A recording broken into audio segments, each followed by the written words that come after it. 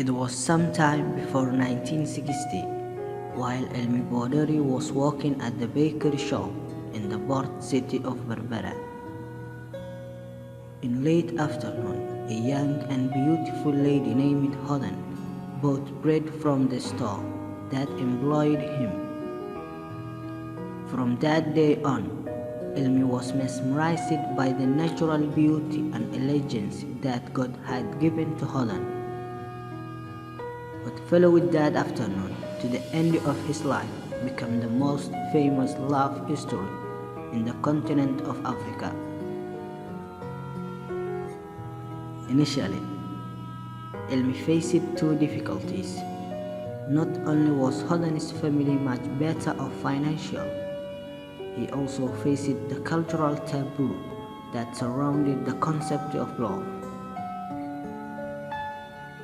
Both were formidable challenges for him to overcome. One could only imagine his anguish of trying to convince a society that regarded love as a disgrace and shameful thing. His family, including his relatives, tried to convince him to stop bringing a shame on the family, but not to avail. His heart was attached to Hodan, and no matter what people tried to do, he demonstrated his devotion to Hodan through countless romantic poems.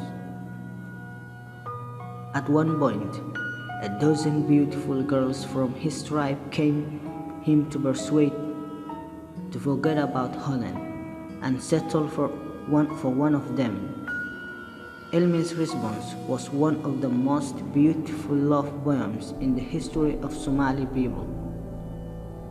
He said, "If the eye can capture something, and that could calm down somebody, or ever human could be satisfied with beauty, I have already seen that Hodan."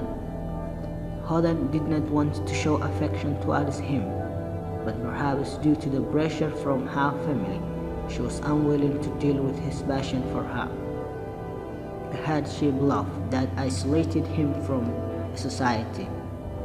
Unlikely, the history of Romeo and Juliet, the history of Elmi and Hodan, is based on real events. Its beginning and final have been passed from generation to generation. At the age of 15, Hodan married to someone else, a clerk at the port of Berbera. Bodhari married too, but people said his wife soon tired of him calling her Hodan and left. By the mid-1940s, Bodhari was dying. He had long since left the bakery and is believed to have wasted away. "It is degrading to yearn for what you cannot have," he said. More likely, says Abdulsalam Mohammed Shabel, the director of tourism in Somaliland, he died of tuberculosis.